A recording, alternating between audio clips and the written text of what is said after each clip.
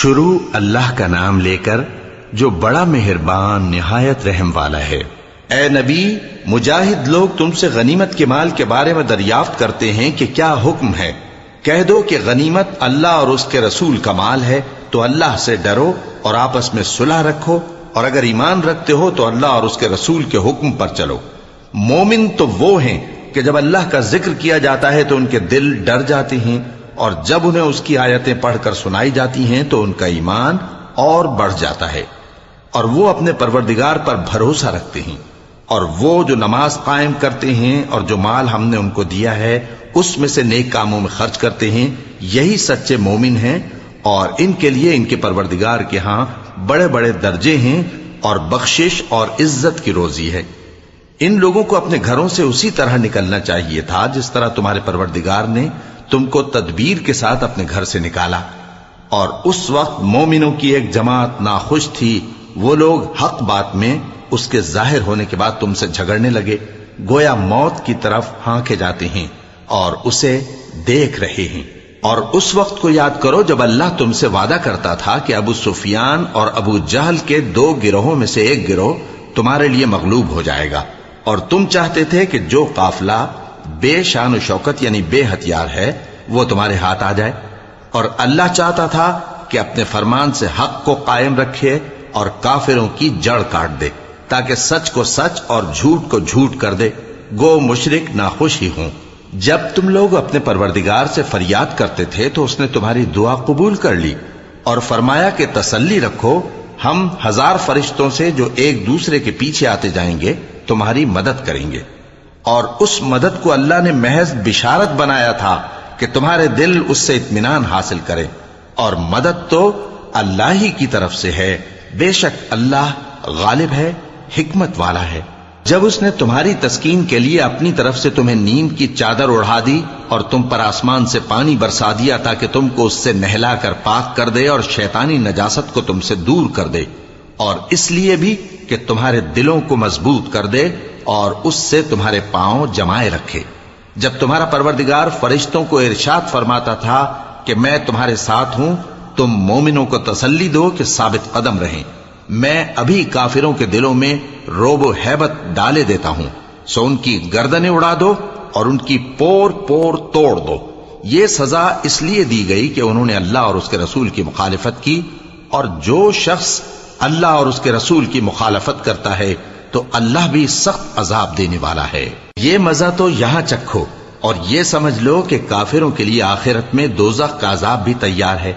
اے اہل ایمان، جب میدان جنگ میں کفار سے تمہارا مقابلہ ہو تو ان سے پیٹھ نہ پھیرنا، اور جو شخص جنگ کے روز اس صورت کے سوا کہ لڑائی کے لیے کنارے کنارے چلے یعنی حکمت عملی سے دشمن کو مارے یا اپنی فوج میں جا ملنا چاہے، ان سے پیٹھ پھیرے گا تو سمجھو کہ وہ اللہ کے غضب میں گرفتار ہو گیا، اور اس کا ٹھکانہ دوزخ ہے، اور وہ بہت ہی بری جگہ ہے۔ پس تم لوگوں نے ان کفار کو قتل نہیں کیا بلکہ اللہ نے انہیں قتل کیا، اور اے نبی، جس وقت تم نے کنکریاں پھینکی تھیں تو وہ تم نے نہیں پھینکی تھی بلکہ اللہ نے پھینکی تھی۔ اس سے غرض یہ تھی کہ مومنوں کو اپنے احسانوں سے اچھی طرح آزما لے، بے شک اللہ سنتا ہے، جانتا ہے۔ ہوا بھی یوں ہی، اور کچھ شک نہیں کہ اللہ کافروں کی تدبیر کو کمزور کر دینے والا ہے۔ کافروں، اگر تم فیصلہ چاہتے ہو تو تمہارے پاس فیصلہ آ چکا، اگر تم اپنے افعال سے باز آ جاؤ تو تمہارے حق میں بہتر ہے، اور اگر پھر نافرمانی کرو گے تو ہم بھی پھر تمہیں عذاب کریں گے، اور تمہاری جماعت خواہ کتنی ہی بڑی ہو تمہارے کچھ بھی کام نہ آئے گی، اور اللہ تو مومنوں کے ساتھ ہے۔ اے ایمان والو، اللہ اور اس کے رسول کے حکم پر چلو اور اس سے روگردانی نہ کرو جبکہ تم سنتے بھی ہو، اور ان لوگوں جیسے نہ ہونا جو کہتے ہیں کہ ہم نے سن لیا مگر حقیقت میں نہیں سنتے۔ کچھ شک نہیں کہ اللہ کے نزدیک تمام جانداروں میں بدترین وہ بہرے گونگے لوگ ہیں جو عقل سے کام نہیں لیتے، اور اگر اللہ ان میں خیر کی طلب دیکھتا تو ان کو سننے کی توفیق بخشتا، اور اگر یوں ہی انہیں سنوا دیتا تو وہ منہ پھیر کر بھاگ جاتے۔ مومنوں، اللہ اور اس کے رسول کا حکم قبول کرو، جبکہ رسول تمہیں ایسے کام کے لیے بلاتے ہیں جو تم کو زندگی جاوداں بخشتا ہے، اور جان رکھو کہ اللہ آدمی اور اس کے دل کے درمیان حائل ہو جاتا ہے، اور یہ بھی کہ تم سب اس کے روبرو جمع کیے جاؤ گے. اور اس فتنے سے ڈرو جو خصوصیت کے ساتھ انہی لوگوں پر واقع نہ ہوگا جو تم میں گناہگار ہیں، اور جان رکھو کہ اللہ سخت عذاب دینے والا ہے. اور اس وقت کو یاد کرو جب تم زمین مکہ میں قلیل اور ضعیف سمجھے جاتے تھے اور ڈرتے رہتے تھے کہ لوگ تمہیں اڑا نہ لے جائیں، یعنی ختم نہ کر دیں. تو اس نے تم کو جگہ دی اور اپنی مدد سے تم کو تقویت بخشی اور پاکیزہ چیزیں کھانے کو دیں تاکہ اس کا شکر کرو. اے ایمان والو، نہ تو اللہ اور رسول سے خیانت کرو اور نہ اپنی امانتوں میں خیانت کرو، اور تم ان باتوں کو جانتے ہو. اور جان رکھو کہ تمہارا مال اور اولاد بڑی آزمائش ہے، اور یہ کہ اللہ کے پاس نیکیوں کا بڑا ثواب ہے. مومنو، اگر تم اللہ سے ڈرو گے تو وہ تمہارے لیے حق و باطل کا فرق ظاہر کر دے گا اور تمہارے گناہ مٹا دے گا اور تمہیں بخش دے گا، اور اللہ بڑے فضل والا ہے. اور اس وقت کو یاد کرو جب کافر لوگ تمہارے بارے میں چال چل رہے تھے کہ تم کو قید کر دیں یا جان سے مار دیں یا وطن سے نکال دیں. تو ادھر تو وہ چال چل رہے تھے اور ادھر اللہ تدبیر کر رہا تھا، اور اللہ بہترین تدبیر کرنے والا ہے. اور جب ان کو ہماری آیتیں پڑھ کر سنائی جاتی ہیں تو کہتے ہیں یہ کلام ہم نے سن لیا ہے، اگر ہم چاہیں تو اسی طرح کا کلام ہم بھی کہہ دیں. اور یہ ہے ہی کیا، صرف اگلے لوگوں کی حکایتیں ہیں. اور جب انہوں نے کہا کہ اے اللہ، اگر یہ قرآن تیری طرف سے برحق ہے تو ہم پر آسمان سے پتھر برسا یا کوئی اور تکلیف دینے والا عذاب بھیج دے. اور اللہ ایسا نہ تھا کہ جب تک اے پیغمبر تم ان میں تھے انہیں عذاب دیتا، اور نہ ایسا ہے کہ وہ تو بخشش مانگیں اور اللہ انہیں عذاب دے. اور اب ان کے لیے کون سی وجہ ہے کہ وہ انہیں عذاب نہ دے، جبکہ وہ مسجد حرام میں نماز پڑھنے سے روکتے ہیں، جبکہ وہ اس مسجد کے متولی بھی نہیں ہیں. اس کے متولی تو صرف پرہیزگار ہیں، لیکن ان میں کے اکثر نہیں جانتے. اور ان لوگوں کی نماز خانہ کعبہ کے پاس سیٹیاں اور تالیاں بجانے کے سوا کچھ نہ تھی. تو تم جو کفر کرتے تھے اب اس کے بدلے عذاب کا مزہ چکھو. جو لوگ کافر ہیں اپنا مال خرچ کرتے ہیں کہ لوگوں کو اللہ کے راستے سے روکیں،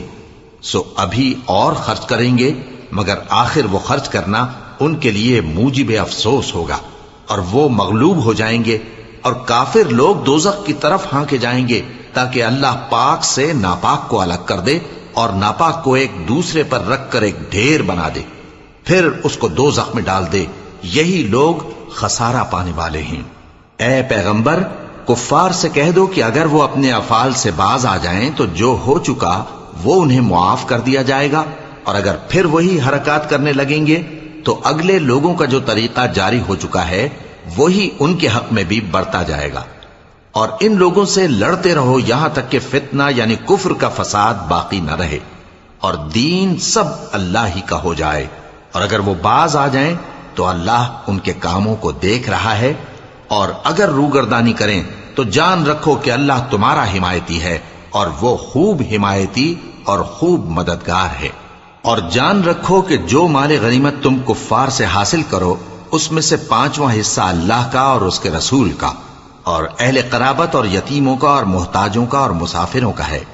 اگر تم اللہ پر اور اس نصرت پر ایمان رکھتے ہو جو حق و باطل میں فرق کرنے کے دن یعنی جنگ بدر میں جس دن دونوں فوجوں میں مٹبھیڑ ہو گئی تھی، ہم نے اپنے محبوب بندے محمد صلی اللہ علیہ وآلہ وسلم پر نازل فرمائی، اور اللہ ہر چیز پر قادر ہے. جس وقت تم مدینے سے قریب کے ناکے پر تھے اور کافر دور کے ناکے پر، اور قافلہ تم سے نیچے اتر گیا تھا، اور اگر تم جنگ کے لیے آپس میں قرارداد کر لیتے تو وقت معین پر جمع ہونے میں تقدیم و تاخیر ہو جاتی، لیکن اللہ کو منظور تھا کہ جو کام ہو کر رہنے والا تھا اسے کر ہی ڈالے، تاکہ جو مرے بصیرت پر یعنی یقین جان کر مرے، اور جو جیتا رہے وہ بھی بصیرت پر یعنی حق پہچان کر جیتا رہے. اور کچھ شک نہیں کہ اللہ سنتا ہے، جانتا ہے. اس وقت اللہ نے تمہیں خواب میں کافروں کو تھوڑی تعداد میں دکھایا تھا، اور اگر بہت کر کے دکھاتا تو تم لوگ جی چھوڑ دیتے اور جو کام درپیش تھا اس میں جھگڑنے لگتے، لیکن اللہ نے تمہیں اس سے بچا لیا. بے شک وہ سینوں کی باتوں تک سے واقف ہے.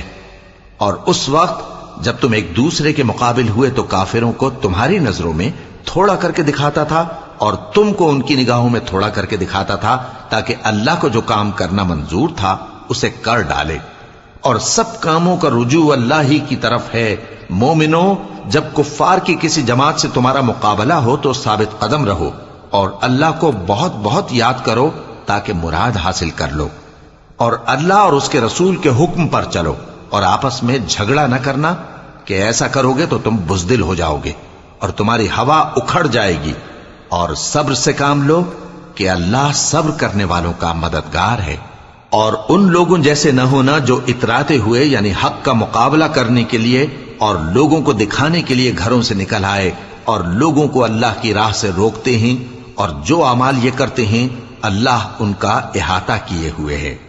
اور جب شیطان نے ان کے اعمال ان کو آراستہ کر دکھائے اور کہا کہ آج کے دن لوگوں میں سے کوئی تم پر غالب نہ ہوگا اور میں تمہارا رفیق ہوں، لیکن جب دونوں فوجیں ایک دوسرے کے مقابل صف آرا ہوئیں تو پسپا ہو کر چل دیا اور کہنے لگا کہ مجھے تم سے کوئی واسطہ نہیں، میں تو ایسی چیزیں دیکھ رہا ہوں جو تم نہیں دیکھ سکتے، مجھے تو اللہ سے ڈر لگتا ہے اور اللہ سخت عذاب کرنے والا ہے۔ اس وقت منافق اور کافر جن کے دلوں میں بیماری تھی کہتے تھے کہ ان لوگوں کو ان کے دین نے مغرور کر رکھا ہے، اور جو شخص اللہ پر بھروسہ رکھتا ہے تو اللہ غالب ہے، حکمت والا ہے۔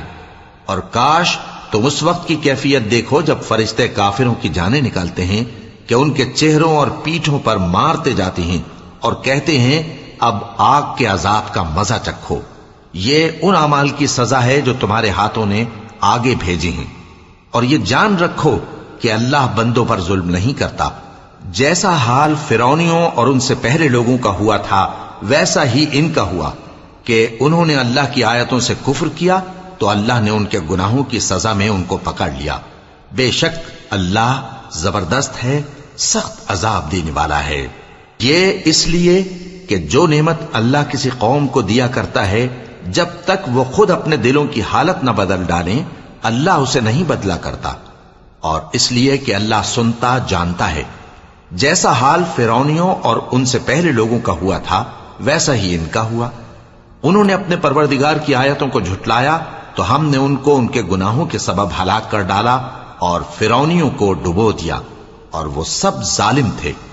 جانداروں میں سب سے بدتر اللہ کے نزدیک وہ لوگ ہیں جو کافر ہیں، سو وہ ایمان نہیں لاتے۔ جن لوگوں سے تم نے صلح کا عہد کیا ہے پھر وہ ہر بار اپنے عہد کو توڑ ڈالتے ہیں اور اللہ سے نہیں ڈرتے، اگر تم ان کو لڑائی میں پاؤ تو انہیں ایسی سزا دو کہ جو لوگ ان کے پس پشت ہوں وہ ان کو دیکھ کر بھاگ جائیں، عجب نہیں کہ ان کو اس سے عبرت ہو۔ اور اگر تم کو کسی قوم سے دغابازی کا خوف ہو تو ان کا عہد انہی کی طرف پھینک دو کہ اس طرح تم سب برابر ہو جاؤ۔ کچھ شک نہیں کہ اللہ دغابازوں کو دوست نہیں رکھتا، اور کافر یہ خیال ہرگز نہ کریں کہ وہ آگے نکل گئے ہیں، وہ ہمیں عاجز نہیں کر سکتے۔ اور جہاں تک ہو سکے فوج کی جمعیت کے زور سے اور گھوڑوں کے تیار رکھنے سے ان کے مقابلے کے لیے مستعد رہو کہ اس سے اللہ کے دشمنوں اور تمہارے دشمنوں اور ان کے سوا اور لوگوں پر جن کو تم نہیں جانتے اور اللہ جانتا ہے ہیبت بیٹھی رہے گی، اور تم جو کچھ اللہ کی راہ میں خرچ کرو گے اس کا ثواب تم کو پورا پورا دیا جائے گا اور تمہارا ذرا نقصان نہ کیا جائے گا۔ اور اگر یہ لوگ صلح کی طرف مائل ہوں تو تم بھی اس کی طرف مائل ہو جاؤ، اور اللہ پر بھروسہ رکھو، کچھ شک نہیں کہ وہ سب کچھ سنتا ہے جانتا ہے۔ اور اگر یہ چاہیں کہ تم کو فریب دیں تو اللہ تمہیں کفایت کرے گا، وہی تو ہے جس نے تم کو اپنی مدد سے اور مسلمانوں کی جمعیت سے تقویت بخشی اور ان کے دلوں میں الفت پیدا کر دی، اور اگر تم دنیا بھر کی دولت خرچ کرتے تب بھی ان کے دلوں میں الفت پیدا نہ کر سکتے، مگر اللہ ہی نے ان میں الفت ڈال دی، بے شک وہ زبردست ہے، حکمت والا ہے۔ اے نبی،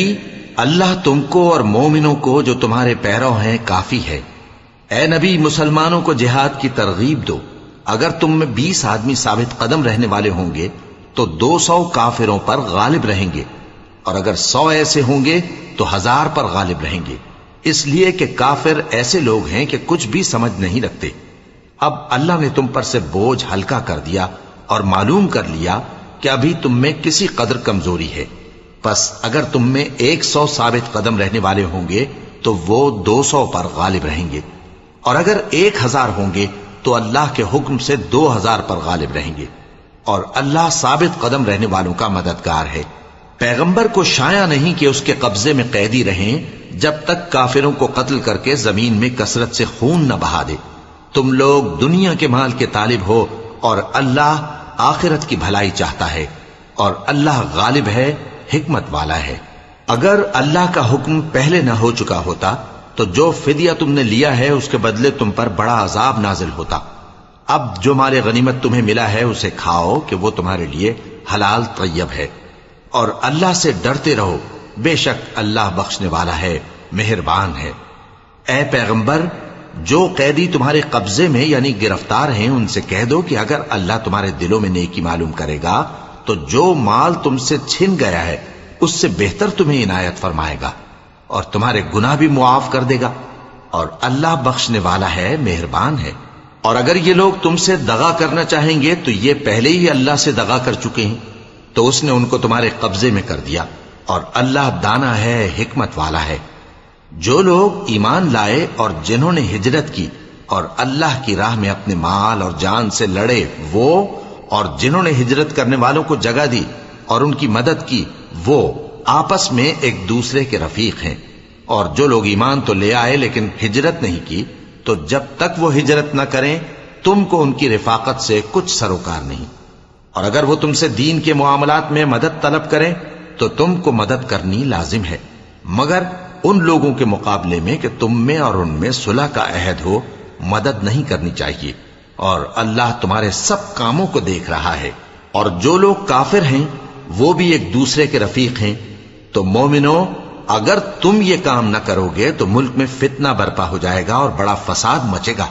اور جو لوگ ایمان لائے اور وطن سے ہجرت کر گئے اور اللہ کی راہ میں جہاد کرتے رہے، اور جنہوں نے ہجرت کرنے والوں کو جگہ دی اور ان کی مدد کی، یہی لوگ سچے مسلمان ہیں۔ ان کے لیے اللہ کے ہاں بخشش اور عزت کی روزی ہے۔